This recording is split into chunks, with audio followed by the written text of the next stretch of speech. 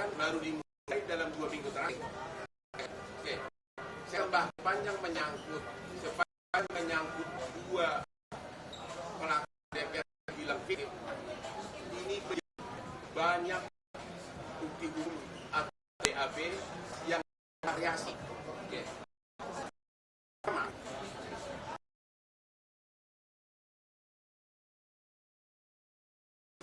pelaku itu mengatakan ketiga ini semua ada di HP-nya nih. Kan semua jenis motornya, perbuatan apa yang mereka lakukan, cara merkosanya. PO itu menerangkan bahwa kami melakukan bersama-sama. Jadi secara pidana ini adalah perbuatan bersama. BAP versi pertama. BAP versi kedua, tiba-tiba 7 pelaku ini katanya saran tertentu mencari itu. Versi ketiga, jaksa tetap mengatakan di dalam surat dakwaan bahwa ada 7 pelaku, ada 8 pelaku dengan 3 DPO. Nanti aja itu, aduh kau pamer mulu. Ya, ya itu di surat dakwaan ada begitu. Yang keempat, di surat tuntutan pun jaksa mengatakan ada 8 pelaku sama 3 DPO. Ya, itu sudah 4 versi. Versi kelima, di fakta persidangan pun temuan hakim dalam putusannya menyebutkan bahwa 8 pelaku 3 DPO. Bahkan di putusan akhir, dari bagian akhir dari putusan, hakim mengatakan ada 3 DPO. Putusan itu sudah inkrah, sudah final, sudah binding. Artinya apa? Ada 6 versi yang semuanya tiba-tiba kemudian oleh penyidik dikatakan itu semua tidak benar. Yang benar adalah fiktif. Jadi yang mana yang berlaku? Apakah putusan pengadilan yang sudah berkekuatan hukum tetap atau hanya penyidikan dalam kurang lebih 2 minggu oleh penyidik? Ini semua putusannya, ini putusannya ini semua. Di bagian akhir dari putusan itu jelas-jelas disebutkan ada 3 DPO. Di dalam pertimbangan hukum juga ada 3 DPO. Di dalam surat tuntutan ada 3 DPO. Di dalam surat dakwaan ada 3 DPO. Di dalam BAP ada 3 DPO. Keterangan dari 8 terdakwa pun mengatakan ada 3 DPO. Sekarang hanya dalam waktu 2 minggu dirubah dengan mengatakan itu fiktif. Jadi prinsipnya keluarga korban maupun kuasa hukum menolak pernyataan dari penyidik Polda Jabar yang menyatakan bahwa 2 DPO tersebut adalah fiktif. Terlalu cepat untuk mengatakan itu. Kalau dikatakan belum tertangkap, kita masih bisa maklumi. Tapi kalau disebutkan fiktif itu terlalu cepat. Terus apa artinya putusan pengadilan yang judulnya demi keadilan berdasarkan ketuhanan yang Maha Esa? Sedangkan mengenai Peggy, tadi keluarga mengatakan periksa dulu, karena apa? Peggy ini ditetapkan sebagai tersangka DPO, sudah di BAP 6 orang dari terpidana, 5 menyatakan tidak, 5 menyatakan bukan Peggy, hanya 1 yang menyatakan Peggy, artinya 5 lawan 1. Jadi mana yang benar? Itulah inti dari konferensi pers hari ini, untuk menentukan sikap dari keluarga dan kuasa hukum atas perkembangan kasus Vina Cirebon. Ada yang ditambahkan? Ya, intinya untuk Kepolisian Polda Jabar, kami selaku kuasa hukum jangan terlalu tergesa-gesa menetapkan apa yang seharusnya diperiksa terlebih dahulu.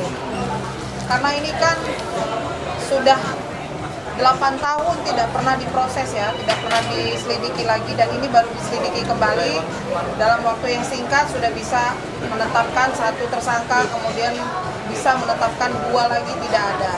Kami sangat berharap sekali untuk benar-benar diselidiki lagi apakah benar atau tidak pelakunya, ataukah memang ada atau tidak gitu. Jadi kita juga tidak bertanya-tanya gitu sebabnya, alasannya apa. Oke. Itu inti pokoknya. Singkat, kalau ada pertanyaan silakan. Ya. Jadi kalau merespon dari pernyataan keluarga dan teman-teman kuasa hukum, apakah bisa dikatakan sama seperti banyak orang yang juga menilai penangkapan Peggy ini salah tangkap? Apakah itu bisa dikatakan begitu? Atau ada hukum acara pidana yang tampaknya tidak dijalankan oleh kepolisian soal penetapan Peggy sebagai tersangka dan menghilangkan 2 DPO lain oleh Polda Jawa Barat? Oke, kalau kami mengatakan bukti hukumnya belum begitu kuat untuk menyatakan Peggy ini sebagai tersangka DPO. Kenapa? Karena 5 dari terpidana yang sama-sama mengaku melakukan tidak membantah Peggy terlibat. Jadi 6 orang terpidana itu sudah di BAP dalam minggu-minggu ini. BAP baru ya. 5 mengatakan Peggy tidak terlibat, hanya 1 yang mengatakan terlibat. Ya, itu dia. Terhadap Peggy belum ada jawaban yang pasti. Itu jawaban kami. Masih perlu diselidiki lebih lanjut. Ya, belum bisa disebutkan total salah tangkap atau memang itu orangnya. Tapi dari segi hukum pembuktiannya masih sangat lemah. Apalagi 5 terpidana mengatakan Peggy ini tidak terlibat. Itu jawabannya. Bakal ada koordinasi lebih lanjut dengan Polda Jawa Barat dan tim keluarga ini? Ya kita selalu, gini loh, kita itu kan menghimbau agar jangan tergesa-gesa. Ini mulai viral kan sesudah kasus ini diviralkan oleh Hotman 911. Barulah mulai, itu sekitar tanggal 20-an, barulah mulai Polda Jabar bergerak. Kok hasil persidangan berbulan-bulan, sudah ada putusan mengatakan bahwa ada 3 DPO, oh tiba-tiba dengan penyidikan kurang dari 2 minggu, tiba-tiba disebutkan itu fiktif gitu loh, yang 2 DPO. Itu yang kita tidak, keluarga maupun kuasa hukum belum bisa terima. Ya, silakan. Berarti harus ada transparansi hukum ya, Bang? Lalu, Harus ada transparansi hukum terhadap kasus ini, Pak. apa? Transparansi hukum. Transparansi. Ya justru itulah transparansi hukum, makanya kan kita bikin konferensi pers ini untuk menentukan sikap keluarga. Ya, harusnya Polda harus menerangkan bahwa 5 dari terpidana itu membantah, tidak mengakui Peggy sebagai pelaku. Ya, dan yang 2 fiktif ini semua berkas-berkas perkara menyatakan mereka ada, cara memerkosanya ada, mobil motornya ada, cara mukulnya diuraikan di sini. Ya, masalahnya dan juga si pelaku ini, si 8 terpidana ini tidak pernah mengalihkan tanggung jawab kepada 3 DPO. Karena kan orang mengatakan mengalihkan tanggung jawab, dia pelakunya bukan aku. Kalau mereka mengatakan kami lakukan perbuatan itu bersama-sama. Jadi ini perbuatan tidak pidana secara bersama-sama. Jadi kelihatan jelas tidak ada motivasi bagi mereka untuk lempar tanggung jawab. Kelihatan jelas dari awal. Sehingga kalaupun misalnya Polda Jabar belum berhasil menemukan 2 pelaku DPO ini, ya jangan dibilang tergesa-gesa fiktif dong. Ya, itu sama saja mau cepat-cepat menutup perkara ini gitu loh. Ya. Kalau ada alasan jelas dari Polda Jabar terkait dengan menghapuskan 2 DPO lainnya, Bang, nggak ada alasan yang jelas ya? Alasannya apa? Nggak ada. Alasannya tidak ada. Jadi namanya itu tidak diakui oleh para terpidana lainnya juga. Asal-asal sebut aja katanya. Asal sebut aja. Betul. Jadi sekali lagi atas 2 fiktif ini sudah banyak versi yang menyatakan. BAP pertama 2016 menyatakan ada 3 DPO. Surat dakwaan jaksa mengatakan ada 3 DPO. Surat tuntutan jaksa mengatakan ada 3 DPO. Temuan persidangan, perdebatan di sidang juga mengatakan ada 3 pelaku ini. Putusan juga mengatakan begitu. Putusan yang sudah final. Jadi yang mana yang berlaku, putusan pengadilan atau pernyataan lisan dari penyidik? Makanya kita mengatakan itu pernyataan yang menyatakan itu fiktif terlalu tergesa-gesa. Bilang aja belum berhasil menangkap, itu kita lebih bisa terima. Kalau disebutkan polisi belum berhasil menangkap karena sudah kelamaan, ya bisa kita terima. Tapi kalau dibilang fiktif, kita tidak bisa terima. Itu pernyataan dari keluarga. Kalau untuk keluarganya, kemarin kan mengatakan bahwa akan melaporkan, minta bantuan kepada Presiden Joko Widodo untuk membongkar pembunuhan kasus Vina ini. Apakah itu benar dan kapan akan dilakukan? Sebenarnya memang secara di medsos pun kita sudah mengatakan agar Bapak Presiden juga memperhatikan, tanpa kita minta pun saya yakin seluruh petinggi negeri ini termasuk presiden sudah tahu kasus ini. Dan mudah-mudahan diterapkan seperti kasus Sambo, benar-benar dikasih political will untuk memeriksa. Dan untuk Peggy Setiawan ini kan juga diduga salah tangkap, korban salah tangkap ini akan dibantu juga dengan Bang Hotman atau seperti apa? Kita sekarang ini hanya berpendapat masih meragukan apakah Peggy itu pelaku DPO yang tertangkap. Kita tidak mengatakan 100% bukan, masih meragukan. Karena 5 dari terpidana mengatakan bukan Peggy pelakunya. Jadi mau apa lagi? Hanya 1 yang menyatakan. Di dalam hukum, apabila ada hal-hal yang tidak jelas, apabila ada kekaburan, apabila ada ketidakjelasan, dalam prinsip hukum adalah harus dibebaskan orang yang belum pasti bersalah. Ya, kalau masih ada keraguan-raguan, nggak boleh langsung divonis. Ya. Linda seperti apa, Bang? Apa? Munculan Linda sendiri. Kenapa?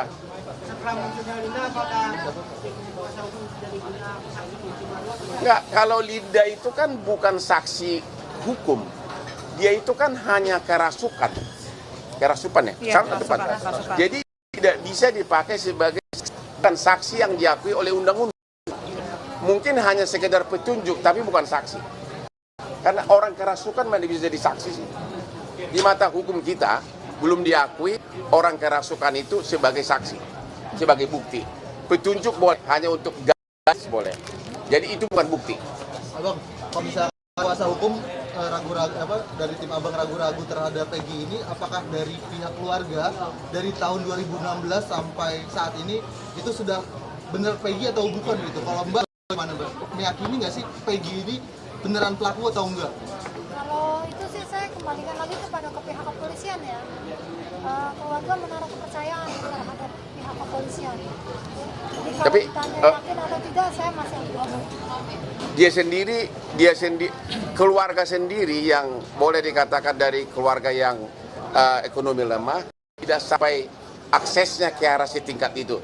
Tapi mereka mengikuti sidang, memang benar nama-nama itu semua ada gitu loh.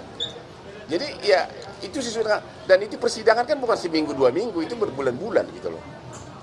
Jadi keluarga hanya terlalu cepat untuk mengatakan Peggy pelakunya, terlalu cepat untuk menyatakan itu aja. Karena baru kasus ini kan baru 2 minggu dibuka lagi setelah 8 tahun tidur, ya.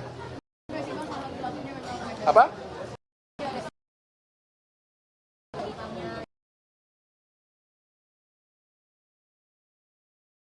Medsos begitu, tapi kita nggak bisa komentar apapun. Di medsos begitu, tapi kita nggak bisa komentar apapun. Ini maksudnya 5 dari terpidana itu menyatakan itu bukan Peggy pelakunya. Orang tuh memang Peggy tidak terlibat. Maksudnya penjelasan seperti apa? Waktu itu apa saja, Pak? Pelakunya atau bukan? Yang mana? Jadi gini, saudara. Untuk diam dulu. Untuk sesudah penyidik, sesudah lagi 6 terpidana di BAP lagi oleh Polda.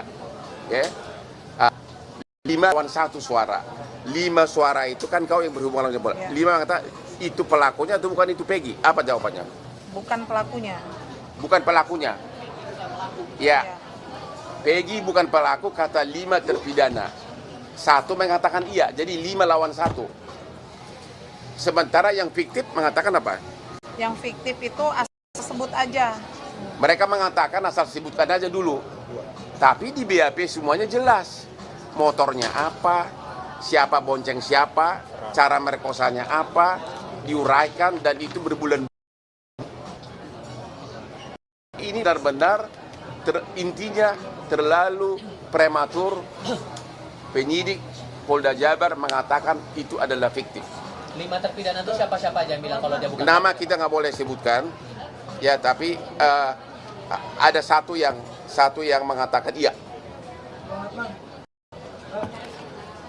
Izin Bang, dari respon kemarin ada satu yang menarik bahwa motor yang digunakan oleh Peggy Setiawan itu sampai sekarang belum ditemukan.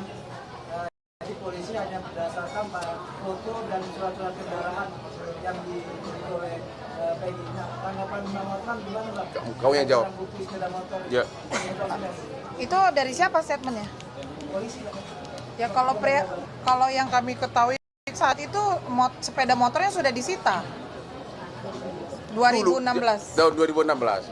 sudah disita. Katanya 2016 motornya sudah disita, tapi nggak tahu di mana sekarang. Iya. Barang bukti sudah nggak ada.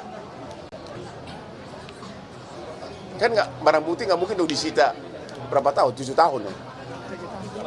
Jadi intinya begini. Dan ibunya ngakuin juga. Apa? Kalau ada motor Peggy disita dan waktu itu digeledah di rumah saat itu di 2016 Ya.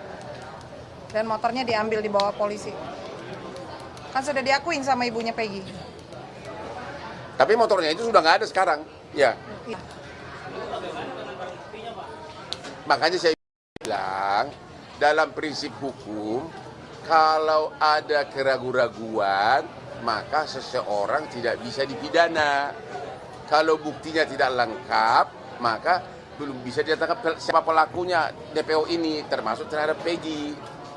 Demikian juga kalau belum pasti fiktif jangan bilang fiktif, kan belum pasti.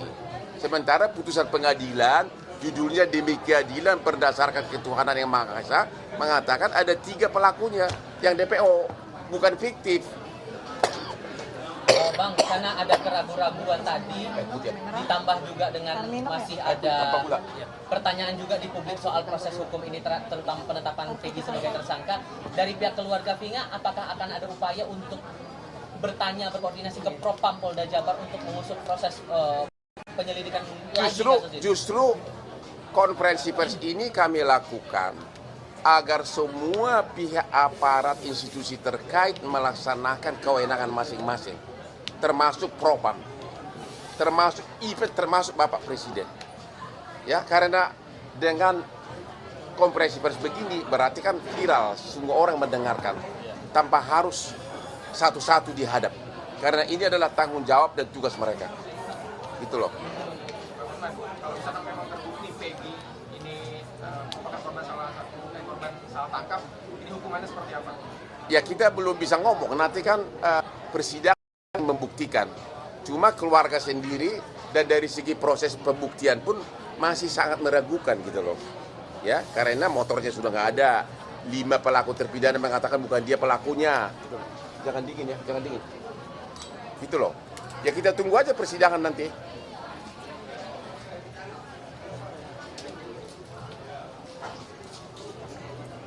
Apalagi pertanyaannya? Apalagi Tadi kan sempat ada kekaburan soal yang penangkapan Peggy juga, berarti tadi menyarankan Peggy ini sekarang informasi belum keluar terkait dengan itu yang didapat oleh kepolisian, berarti diharapkan bebas lebih jauh. Ya kalau buktinya tidak cukup, memang belum waktunya untuk ditahan. Apalagi 5 dari pelaku itu menyatakan bukan dia pelakunya. Itu loh. Dan saya belum yakin ada saksi yang memihak langsung dia melakukan itu. Selain hanya 1 orang itu yang mengaku. Gitu. Jadi intinya buktinya masih ragu-ragu. Buktinya masih ragu-ragu. AF dan Dede juga mengakui, Pak. Apanya? Yang mengatakan Peggy pelakunya. Ya, AF dan mereka kita belum lihat BAP-nya kan? Iya, belum. Ya, ada saksi lain katanya AF dan Dede yang mengatakan Peggy, tapi kita belum tahu detail punya kesaksian gimana, apakah dia lihat tidak. Iya. Ya, jadi tujuan konferensi pers hari ini adalah agar publik tahu dan kuasa hukum. Peggy adalah pelaku DPO dan terlalu terburu-buru untuk pelaku DPO itu adalah fiktif. Sementara penyidikan baru kurang lebih dari 2 minggu penyidikan ulang, persidangan sudah berlangsung lama dan semuanya menyatakan ada 3 pelaku DPO.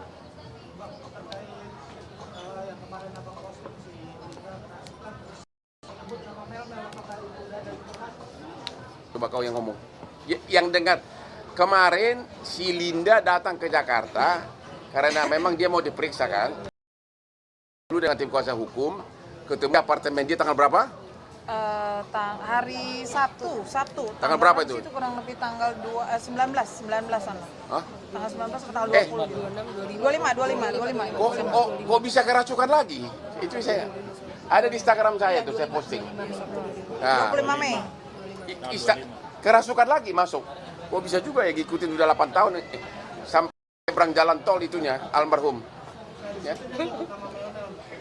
Iya, jadi waktu datang ke tempat kami sedang bertemu siang-siang itu tiba-tiba si Linda ini kerasukan secara tiba-tiba.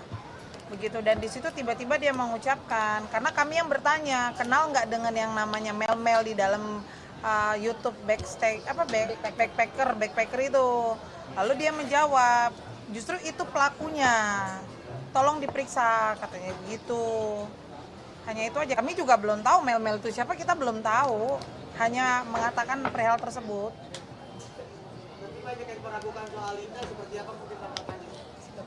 Kalau meragukan ya sah-sah saja kan, itu kan kita hadirkan karena memang Linda saat itu yang kerasukan dan dia dimintai keterangan. Jadi sah-sah aja, kalau orang tidak percaya silahkan aja. Intinya Linda sudah kooperatif untuk memberikan keterangan. Yang pasti Linda bukan saksi yang sah di mata hukum karena kesaksiannya hanya berdasarkan kerasukan, bukan melihat fakta kejadian. Ya, itu bukan saksi yang sah.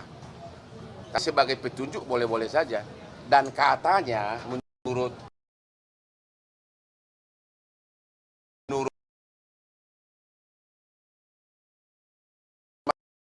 meninggal karena Linda justru itu adalah petunjuk polisi dari kecelakaan menjadi penganiayaan gara-gara celotehan dari si Linda di waktu kerasukan. Jadi biar gimana pun ada jasanya juga kerasukannya itu. Baik dong, benar kan? Ya. Karena benar nggak? Coba ceritakan dulu. Kenapa tiba-tiba semula kan di awalnya kasus ini dianggap sebagai kecelakaan? Coba ceritakan dulu kenapa. Terus berubah lagi coba. Awalnya kecelakaan, terus 3 hari saya ngambil HP adik saya itu ya, HP sama motor itu posisi utuh, terus HP sama motor utuh tidak rusak. enggak. Kecelakaan motor nggak rusak gitu kan? Terus Malamnya Linda kemasukan jam 1 malam itu. Jam 1 malam terus dia cerita semuanya. Cerita kronologinya, kecelakaannya seperti apa, penyiksaannya, itu cerita semua. dan itu kau kemudian sampaikan ke polisi? Ke Parudian. Bapaknya Eki. Oh, bapaknya Eki. Ya baru kemudian sejak itulah langsung mulai penyelidikan digas. Jadi biar gimana pun kerasukan dari Linda itu adalah sangat berjasa dalam kasus ini. Ya, yang saya agak sedikit pertanyakan besar-besaran adalah saya sudah berulang-ulang posting di IG kepada bapaknya Eki ya, Eki, bapaknya Eki yang almarhum yang laki yang meninggal, yang bapaknya adalah Kapolsek. Boleh nggak kami komunikasi dengan Pak Rudi agar kita, karena bapaknya dari awal ikut menyelidiki kasus ini. Tapi sampai hari ini bapaknya tidak mau komunikasi dengan kita. Padahal tujuan kita kan untuk menangkap 3 DPO ini. Ada apa hanya Pak Rudi yang bisa jawab. Ini kan kepentingan anaknya kandungnya, bukan kepentingan kami. Ya, almarhum maksudnya. Ya. Ada lagi? Tim kuasa hukum sampai mendatangi atau hanya menghubungi via? Sudah saya posting di Instagram, sudah dapat nomor IG-nya Pak Rudi, saya udah chat tapi nggak dibalas. Dan namanya juga Instagram Hotman, pasti sampai orang di hutan Irian Barat pun buka. Apakah sudah ada tim kuasa hukum yang mendatangi Pak Rudi? Boro-boro dia nggak mau chat aja nggak mau jawab, bagaimana bisa kita mendatangi? Nomornya kita udah dapat, nomor WA-nya, ya. Dipastikan belum direspon ya Bang ya, bukan tidak mau ya Bang ya? Ya kita nggak tahu tidak mau atau belum. Kalau dan atas keluhan saya kenapa kamu tidak mau rekomen, sudah jutaan orang juga memberikan komen, berarti pesan itu udah nyampe. Nggak mungkin nggak nyampe. Karena sudah jutaan, hampir semua orang Cirebon juga mempertanyakan kenapa bapaknya tidak mau berkomunikasi dengan kita. rakyat Indonesia juga banyak benar yang komentar. Ada apa Pak Rudi? Kenapa? Dia pasti udah dengar dong. Ya? Ada lagi? Oke, yang terakhir ada satu di sini. Mana yang? Bu Ayu. Mana anak? Ada ini yang dituduh anak bupati, wakil bupati Cirebon. Ini istri wakil bupatinya ada nih. Ya. Mana Bu Ayu nih? Mana itu? Kau berdiri aja Putri. Mana anaknya satu lagi yang mirip itu? Dani. Anaknya. Mirip nama Bang, jangan mirip muka. Ya, ini si Dani nih. Hah? Siapa namamu? Sama satu lagi yang sekarang yang lagi naik daun. Oke. Jadi Yang lain mundur dulu, dulu kan sempat viral gara-gara banyak komentar-komentar di medsos bahwa katanya keluarga bupati, mantan bupati Cirebon terlibat. Saya memberikan komentar. Paling gampang kok untuk mengetahui apakah itu keluarga DPO. Saya katakan, cari jejak digitalnya. Karena dalam sejarah kriminal di dunia, apalagi di Indonesia, pelaku DPO selalu kembali atau menghubungi keluarganya. Makanya waktu itu saya mengatakan, kalau memang ada kecurigaan terhadap mantan bupati, periksa dia punya medsosnya. Saya nggak mengatakan bahwa keluarga bupatinya terlibat. Nah, ternyata inilah Ibu Ayu yang baru selesai sebagai wakil bupati Cirebon. Kapan berakhir? Tanggal 17 Mei 2024. Mei. Ini anaknya yang dicurigai. Siapa namanya? Ramadhani. Ramadhani. Ada waktu kejadian dia umur kau berapa sekarang? 11 tahun. Sekarang berapa? 20. Pada waktu kejadian dia masih umur 11 tahun. Jadi nggak mungkin pelakunya. Terus apa lagi? Katanya Bang kamu coba jelaskanlah Bu. Jadi saya punya putra dan putri 4. Ya. Yang pertama ini namanya Satria Robi Saputra, kelahiran tahun 97. Yang kedua Sela Safira Amalia, kelahiran tahun 1999. Dan yang ketiga kelahiran Resa Primahanjaya, kelahiran tahun 2000. Dan yang keempat ini adalah Ramadhani, kelahiran tahun 2004. Yang dituduhkan adalah ini Ramadhani. Yang pada saat kejadian usianya masih 11 tahun. Sekolah kelas 5 SD ya. Karena kita sudah klarifikasi di TV swasta, TV One ya. Kemudian beralih lagi karena tidak terbukti, beralih lagi kepada kakaknya. Yang pertama Satria Robi gitu ya. Kemudian Satria Robi juga kita sudah beberapa kali klarifikasi juga ada di Wikipedia ya. Nah di situ dinyatakan bahwa saya mempunyai anak 4, anak 5. Yang terakhir ini adalah yang namanya Peggy Setiawan, seperti itu. Jadi ditambahkan. Jadi memang situasinya membuat nyaman, kita kena sanksi sosial juga di lingkungan tidak nyaman. Ya mohon kepada semua masyarakat ya untuk tidak memberikan statement yang pemberitaan yang hoax ya, karena berdampak sekali kepada anak saya ya secara psikologis ya. Karena sampaikan. Ada pertanyaan terhadap wakil bupati ini, mantan wakil bupati? Dampaknya separah apa sih Bu? Apakah sampai ada dijauhi atau seperti apa? Ya, dampak bullying ini memang sangat dahsyat ya. Anak saya ini ya dijauhi oleh teman-temannya. Jadi ketika kalau di jalan juga banyak orang memandang bahwa anak saya dituduh sebagai pelaku penganiayaan, pembunuhan ya. Kemudian juga di lingkungannya juga ya, di lingkungannya sangat berpengaruh. Jadi memang yang nama bullying ini tidak secara fisik tapi di media sosial juga ini sangat berdampak. Yang saya khawatirkan karena ini memang semuanya fokus kepada Vina, bersimpati kepada Vina, yang saya takut orang karena berlebihan takut terjadi yang tidak kepada anak saya. Ya mudah-mudahan dengan klarifikasi dengan Bang Hotman, dengan para pengacara juga di sini, ini menjadi terang benderang, dan yang saya inginkan juga dari keluarga Vina juga supaya mendapatkan keadilan hukum. Tapi Bu, itu apa motif sehingga tuduhan itu bisa mengarah ke keluarga Ibu, khususnya di anak? Nggak tahu. Saya nggak tahu ya. Ini kenapa pemberitaan ini bisa karena memang dari nama ya.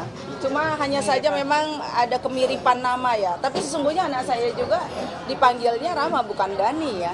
Begitupun juga Satria Robi Saputra ini ya dipanggilnya Satria gitu loh, bukan Robi gitu. Seperti itu. Sebagai tambahan dari keluarga, kami keluarga besar Ibu Wahyu Ciptaningsih benar-benar bersemangat, benar-benar pengen berharap Vina dapat keadilan. Sehingga apa yang terjadi, yang membawa kakaknya Vina hadir di tempat ini itu adalah Ibu Ayu sendiri. Jadi kami dari Cirebon pagi tadi menjemput terlebih dahulu kakaknya Vina hadir di sini. Jadi kami juga sangat berharap kasus Vina ini cepat terbongkar, terang benderang. Kira-kira seperti itu teman. Masih ada pertanyaan? Sudah? Mantap.